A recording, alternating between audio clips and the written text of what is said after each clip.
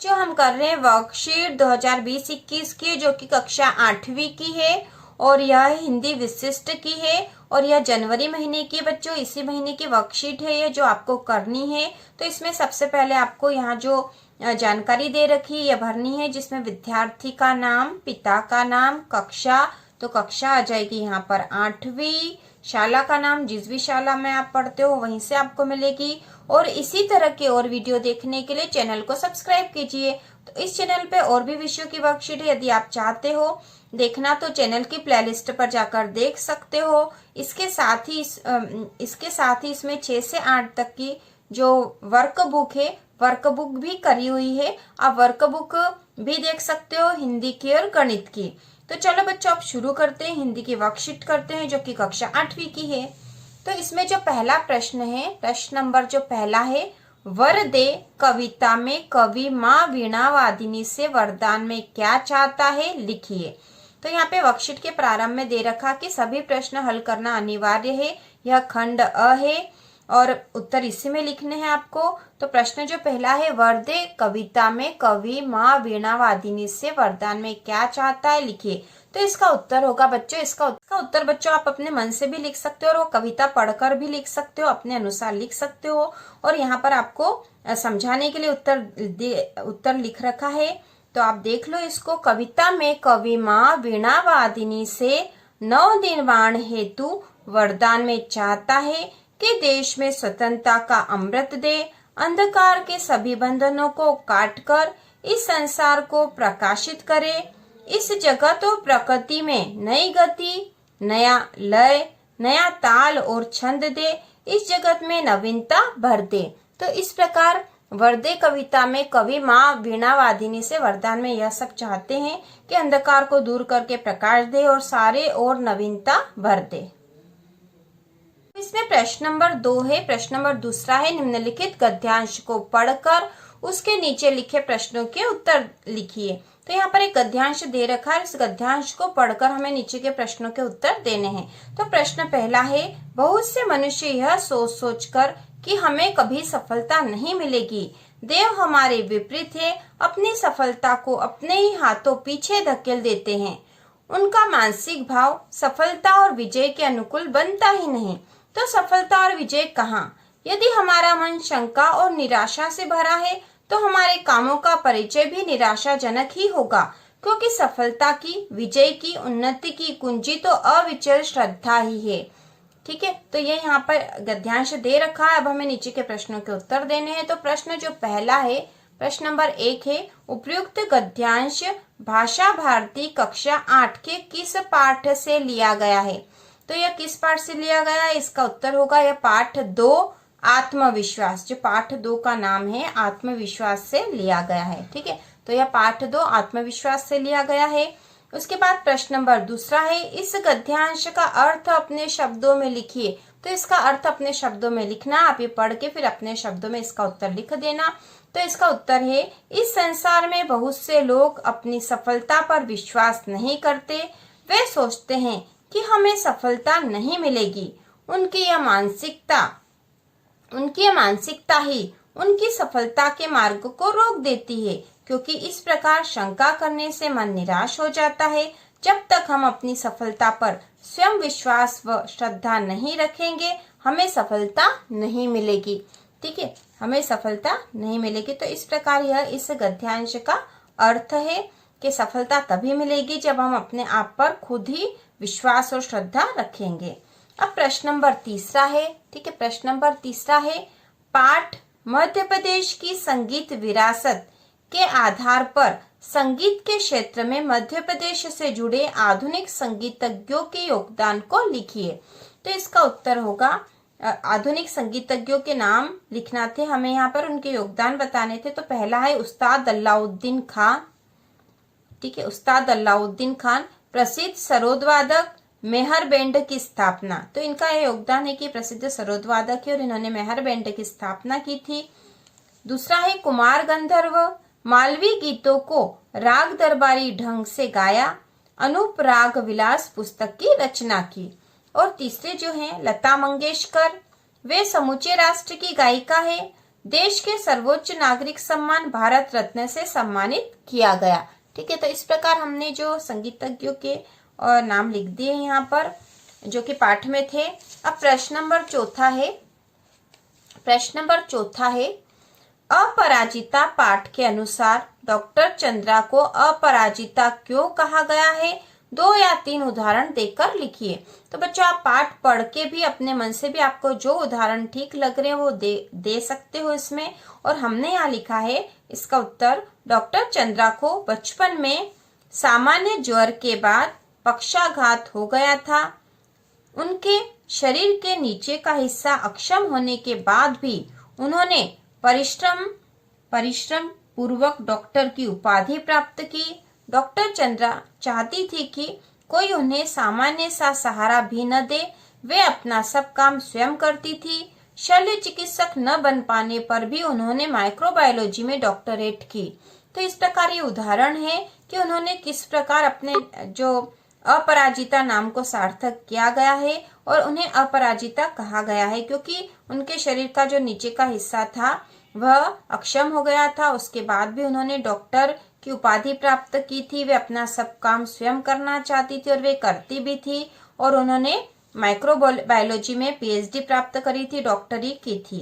ठीक है, अब प्रश्न नंबर पांचवा है मुक्तानंद महोदय की मुफ्तखोरी की घटनाओं का उल्लेख करते हुए लिखिए कि आपको किस घटना ने सबसे अधिक प्रभावित किया और क्यों। तो यह मुक्तानंद जो है पाठ से लिया गया है। तो इसका उत्तर होगा, मुक्तानंद महोदय हमेशा मुफ्त की चीजें ही प्राप्त करना चाहते हैं। उनका पान का शौक भी पहचान वालों से ही पूरा होता है। दैनिक पत्र भी मांग कर ही पढ़ते थे। सबसे अधिक प्रभावित करने वाली घटना है मुफ्त में बर्फ प्राप्त करने के लिए वे घंटों लाइन में लगे रहे, जूती खोदी, नई कमीज भी फड़वा दी, पर मुफ्त की बर्फ का टुकड़ा लेकर आए।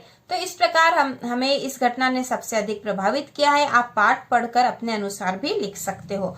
अब अगला जो प्रश्न नंबर 6 है, पायो जी मैंने राम रतन धन पायो, मीराबाई के इस पद का भावार्थ अपने शब्दों में लिखिए तथा तालिका में दिए गए तद्भव शब्दों के तत्सम रूप लिखिए।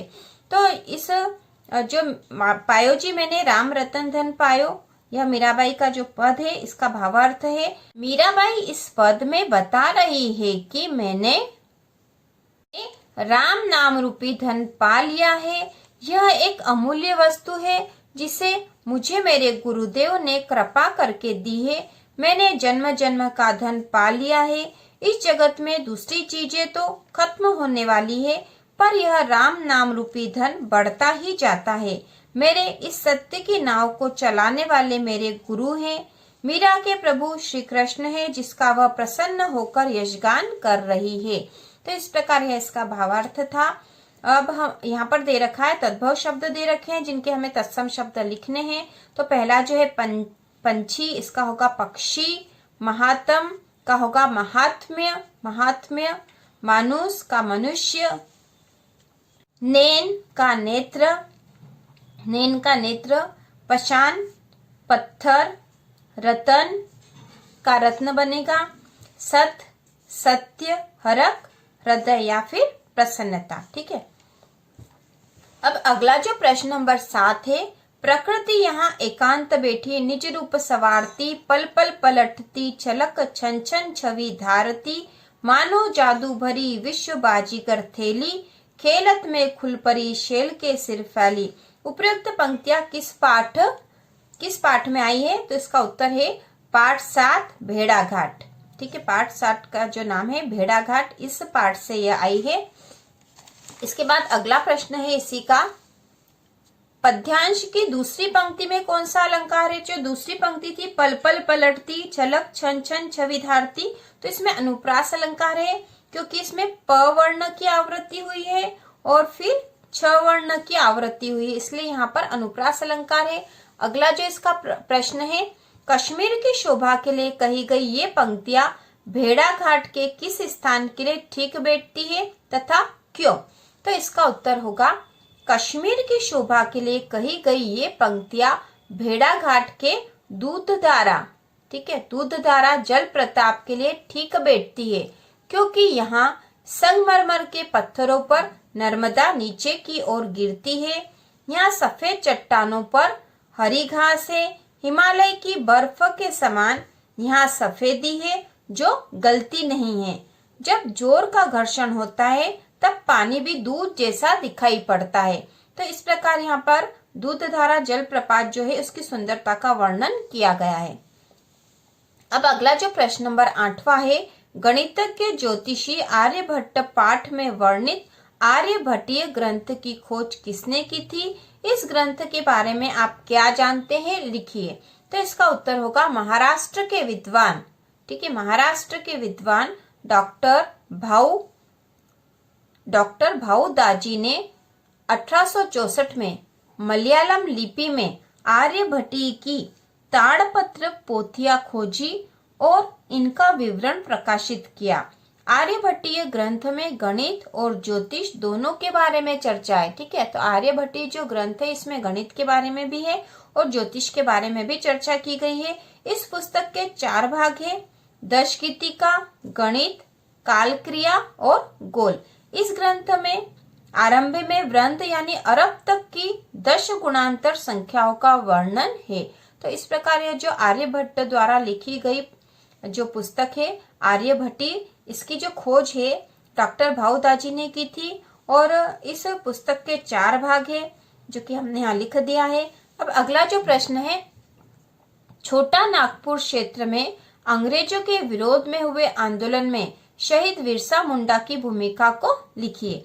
तो इसका उत्तर होगा शहीद बिरसा मुंडा अंग्रेजी शासन के अन्याय व शोषण के विरुद्ध थे। छोटा नागपुर क्षेत्र में अंग्रेजों के विरोध में हुए आंदोलन में उनकी प्रमुख भूमिका थी। तो उन्होंने उस आंदोलन के लिए जो उनके विरोध के लिए प्रमुख भूमिका निभाई थी, ठीक है। उस पुस्तक में इस पाठ में वर्णन है, आप पाठ पढ़कर अपने अनुसार भी लिख सकते हो। इसके आगे है चारकाड़ गांव इस आंदोलन का केंद्र था। बिरसा मुंडा क्रांतिकारी गतिविधियों, सभाओं व बैठकों के द्वारा आमजन को आंदोलन के लिए प्रोत्साहित कर रहे थे। यह आंदोलन मानवता की रक्षा के लिए था। तो यह जो आंदोलन था वास्तव में मानवता की रक्षा के लिए और अंग्रेजी शासन के अन्याय के विरुद्ध हुआ था। अब अगला जो प्रश्न है ये अथवा में है, ठीक है। आप यदि ये कर लो या फिर ये कर लो, दोनों में से कोई सा भी एक करना क्योंकि यहाँ अथवा लिखा है, ठीक है। तो प्रश्न नंबर 10वां है, प्राण जाए पर वृक्ष न जाए के अनुसार अमृता देवी के योगदान के बारे में लिखिए और उसकी चिपको आंदोलन से तुलना कीजिए। तो इसका उत्तर है प्राण जाए पर वृक्ष न जाए के अनुसार अमृता देवी खेजड़ली गांव के विश्नोई समाज की महिला थी। जब सैनिक उनके गांव में पेड़ काटने आए तब अमृता देवी विश्नोई पेड़ से लिपट गई और यह कहती रही, सिर कट जाए पर पेड़ बचा रहे तो यह सस्ता सौदा है, ठीक है। राजाज्ञा के पालन में लगे सैनिकों ने अमृता देवी को ही काट डाला व उनकी ही तरह सैकड़ों विश्नोई नर नारी पेड़ों की रक्षा के लिए पेड़ों से लिपट गए।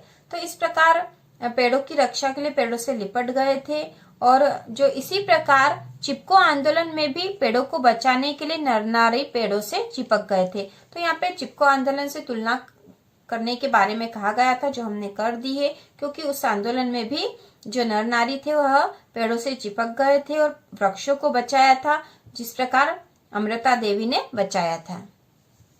अब इसके बाद जो प्रोजेक्ट वर्क है, प्रोजेक्ट कार्य बच्चों ये आपको खुद करना है। इसमें है सार्वजनिक स्थान, प्रायोजन है सार्वजनिक स्थान है, निर्दिष्ट कार्य अपने गांव या शहर में अथवा उसके पास में स्थित प्रमुख सार्वजनिक स्थानों की जानकारी निम्नानुसार संकलित कीजिए। तो सार्वजनिक स्थानों की जानकारी यहाँ पर संकलित करनी है।